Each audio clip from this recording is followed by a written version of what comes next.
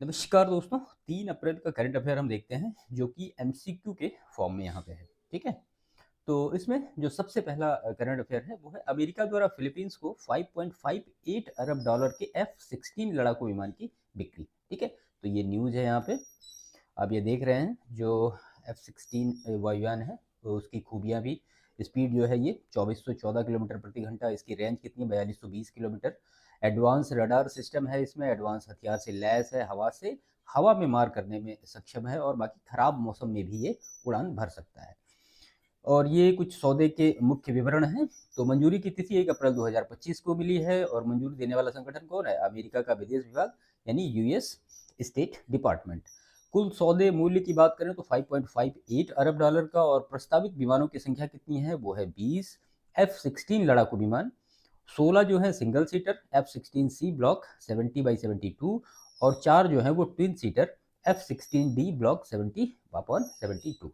तो ये कुछ महत्वपूर्ण चीज़ें थी इससे रिलेटेड। अब इसमें जो और भी कुछ महत्वपूर्ण चीज़ें देखते हैं। तो F-16 लड़ाकू विमान के साथ साथ निम्नलिखित उपकरणों की भी बिक्री प्रस्तावित है। कौन कौन सी चीज़ें हैं? तो AIM-120C-8 AMRAAM यानी उन्नत मध्यम दूरी की हवा से हवा में मार करने वाली मिसाइल है। AIM-9X साइड वाइंडर मिसाइलें हैं। स्नाइपर एडवांस टारगेटिंग जो पॉड्स हैं, रडार और एवियोनिक्स अपग्रेड हैं, संचार और नेविगेशन सिस्टम है, इलेक्ट्रॉनिक वॉरफेयर उपकरण है। तो ये सारी चीज़ें भी इसमें हुई हैं। इसके अगर उद्देश्य की बात करें कि इसका जो स्ट्रैटेजिक इंपॉर्टेंस है वो क्या है, तो फिलीपींस की वायुसेना को मजबूत करना, तो समुद्री क्षेत्र जागरूकता और हवाई सुरक्षा क्षमताओं को बढ़ाना है। चीन और अन्य क्षेत्रीय खतरों से रक्षा के लिए एयर टू एयर और एयर टू ग्राउंड हमलों की क्षमता को बढ़ाना है। दक्षिण चीन सागर में सुरक्षा, तो फिलीपींस और चीन के बीच समुद्री विवादों के मद्देनजर ये सौदा है ये काफ़ी इंपॉर्टेंट है। और अमेरिका अपने संविदाबद्ध जो सहयोगी हैं फिलीपींस को सैन्य सहायता ये प्रदान कर रहा है। अमेरिका और फिलीपींस रक्षा साझेदारी, तो ये सौदा जो है 2024 में अमेरिका फिलीपींस के बीच हुई रक्षा संधियों को मजबूत करता है। अमेरिका क्षेत्रीय स्थिरता बनाए रखने के लिए फिलीपींस को सैन्य सहायता ये प्रदान करता रहेगा। अगर आप इसके भू राजनीतिक संदर्भ को देखें तो इससे चीन फिलीपींस तनाव, तो दक्षिण चीन सागर में चीन के आक्रामक रवैयों को देखते हुए फिलीपींस ने अपनी वायु और नौसेना क्षमता को बढ़ाने की जरूरत जताई है। और हाल ही में चीन और फिलीपींस के जहाज़ों के बीच विवाद बढ़े हैं, जिससे अमेरिका और फिलीपींस की सैन्य साझेदारी और मजबूत हुई है। अमेरिका की जो स्ट्रैटेजी है वो क्या है? तो अमेरिका भारत प्रशांत क्षेत्र में अपने सैन्य सहयोगों को मजबूत कर रहा है। फिलीपींस को मजबूत कर चीन की बढ़ती सैन्य शक्ति को संतुलित करने की ये रणनीति किसकी है? तो ये यूएस की है। ठीक है, फिलीपींस की इसमें जो रिस्पॉन्स है वो क्या है? तो राष्ट्रीय सुरक्षा परिषद के प्रवक्ता जोनाथन मलाया ने कहा है कि यह अधिग्रहण सिर्फ सैन्य आधुनिकीकरण के लिए है और किसी देश के खिलाफ नहीं है। फिलीपींस की वायुसेना का सबसे बड़ा लड़ाकू ये विमान का सौदा होगा। और इसमें अमेरिकी कांग्रेस से मंजूरी आवश्यक, अभी सौदा पूरी तरीके से अंतिम नहीं हुआ है। फिलीपींस सरकार और अमेरिका के बीच अंतिम वार्ता होगी। डिलीवरी और प्रशिक्षण, तो विमान प्राप्त होने के बाद जो है फिलीपींस के पायलटों को इसमें प्रशिक्षण दिया जाएगा। अगर इस न्यूज का आप कंक्लूजन निकालें तो अमेरिका द्वारा फिलीपींस को 20 F-16 लड़ाकू जो विमानों की प्रस्तावित बिक्री क्षेत्रीय सुरक्षा में एक महत्वपूर्ण राजनीतिक कदम है। ये दक्षिण चीन सागर में शक्ति संतुलन को प्रभावित करेगा और अमेरिका फिलीपींस रक्षा संबंधों को ये और मजबूत करेगा। ठीक है, तो ये कुछ महत्वपूर्ण चीजें थी F-16 जो लड़ाकू विमान है उससे रिलेटेड। तो यहाँ पे उससे जो महत्वपूर्ण की पॉइंट थे वो सारी चीज़ें हमने देखी। अब इससे रिलेटेड जो एमसीक्यू हैं वो हम देख लेते हैं कि वो कौन कौन से हैं। तो इसमें सबसे पहला जो एमसीक्यू है, the US approves the sale of F-16 fighter jets worth how many billions dollar to the Philippines? $2.5 billion, $4.2 billion, $5.58 billion and $6.8 billion. तो करेक्ट आंसर क्या होगा? 5.58 अरब डॉलर के लिए। ठीक है, 1 अप्रैल 2025 को अमेरिकी विदेश विभाग ने फिलीपींस को 5.58 अरब डॉलर मूल्य के 20 F-16 लड़ाकू विमान की संभावित बिक्री की मंजूरी दी है। और ये सौदा फिलीपींस की वायुसेना की क्षमता को बढ़ाने और दक्षिण चीन सागर में चीन के साथ बढ़ते तनाव को संतुलित करने के लिए ये महत्वपूर्ण कदम है। इससे रिलेटेड जो दूसरा प्रश्न देखते हैं, तो इस रक्षा सौदे में निम्नलिखित में से कौन कौन से हथियार शामिल हैं? ठीक है, तो यहाँ पे AIM-120C-8 AMRAAM, AIM-9X sidewinder missile, sniper advance targeting pod और उपरोक्त सभी। तो ऑल ऑफ अबव आपने सारे देखे ही एक्सप्लेनेशन में।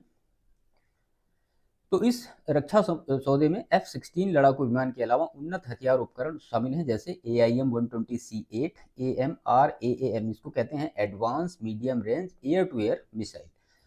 AIM-9X साइड वाइंडर मिसाइल, निकट दूरी की हवा से हवा में मार करने वाली missile. Sniper advance targeting pod, लक्ष्य भेदने की सटीकता बढ़ाने के लिए और रडार सिस्टम। एवियोनिक्स और इलेक्ट्रॉनिक वॉरफेयर उपकरण। तो ये पूरी डिटेल थी और इससे रिलेटेड MCQ थे, जो कि अमेरिका फिलीपींस को F-16 जो वायुयान दे रहा है, कितने हैं उनकी संख्या, वो 20 हैं। पूरी डिटेल इसके बारे में सारी आपने यहाँ पे देखी, ठीक है। तो अमेरिका द्वारा फिलीपींस को कितने अरब डॉलर की, ये याद रखिएगा, 5.5 अरब डॉलर के लिए कौन से विमान दे रहा है, F-16, और कितने दे रहा है, 20, ठीक है। चलिए इससे रिलेटेड अब जो नेक्स्ट न्यूज है वो देखते हैं हम। तो ये भी इंडियन एक्सप्रेस हिंदू की न्यूज है। ये है वित्त वर्ष 2025 टोल संग्रह में यूपी, राजस्थान, गुजरात शीर्ष पर। तो आप यहाँ पे देख रहे हैं, ये न्यूज में भी निकला था इंडियन एक्सप्रेस के, with UP, Rajasthan and Gujarat topping the users free listing F जो financial year 25 tolls collection headed for a new record. क्या है न्यूज में, तो फास्टैग ने टोल संग्रह में वृद्धि की। नई टोल योग्य सड़कों के जुड़ने और यातायात वृद्धि के कारण क्या हुआ, टोल संग्रह बढ़ा है। वित्त वर्ष 2025 में टोल संग्रह रिकॉर्ड स्तर पर फरवरी 2025 तक 54,820 करोड़ रुपए एकत्र किए गए और मार्च के संग्रह के बाद यह 60,000 करोड़ रुपए के करीब पहुंचने की संभावना है। उत्तर प्रदेश टोल संग्रह में शीर्ष स्थान पर है। तो फरवरी 2025 तक 7,060 करोड़ रुपए के साथ यूपी पहले स्थान पर रहा। महत्वपूर्ण न्यूज है ये। वित्त वर्ष 2024 में कुल टोल संग्रह कितना था, तो 55,882 करोड़ रुपए था, जबकि वित्त वर्ष 2020 से फरवरी 2025 तक कुल जो था 2.48 लाख करोड़ रुपए टोल के रूप में एकत्र किए गए थे। अब देश भर में कुल जो टोल प्लाजा है, तो 1063 टोल प्लाजा कार्यरत हैं, जिनमें से 457 टोल प्लाजा वित्त वर्ष 2020 से 24 के बीच बने हैं। राजस्थान में सबसे अधिक टोल प्लाजा हैं, याद रखिएगा, 156 टोल प्लाजा, और इसके बाद उत्तर प्रदेश में कितने हैं, 97 टोल प्लाजा, और मध्य प्रदेश में कितने हैं, 90 टोल प्लाजा। तो 5 state with high toll collections, Uttar Pradesh 29,974 crore रुपए, राजस्थान 27,438 करोड़ रुपए, गुजरात 23,591 करोड़ रुपए, महाराष्ट्र 23,431 करोड़ रुपए, और तमिलनाडु 19,645 करोड़ रुपए। ये 2019-20 फरवरी 2025 का डेटा है। तो यहाँ भी वही सारी चीज़ें लिखी हैं जो आपने ऊपर देखी। टोल संग्रह में सबसे ज़्यादा 1 नंबर पर उत्तर प्रदेश, दूसरे नंबर पर राजस्थान, तीसरे नंबर पर महाराष्ट्र, 4 नंबर पर गुजरात और 5 नंबर पर तमिलनाडु, ठीक है। इसके बाद टोल संग्रह में वृद्धि के कारण क्या है वो हम देखते हैं। तो यातायात वृद्धि, वाहनों की संख्या और सड़क उपयोग बढ़ने से टोल संग्रह बढ़ा है। उपयोगकर्ता शुल्क दरों में संशोधन, यानी टोल दरों में वृद्धि के कारण राजस्व में क्या हुई, वृद्धि हुई है। और नई टोल योग्य सड़कों का जुड़ना, यानी अधिक राष्ट्रीय राजमार्ग को टोल नेटवर्क में जोड़ा गया है।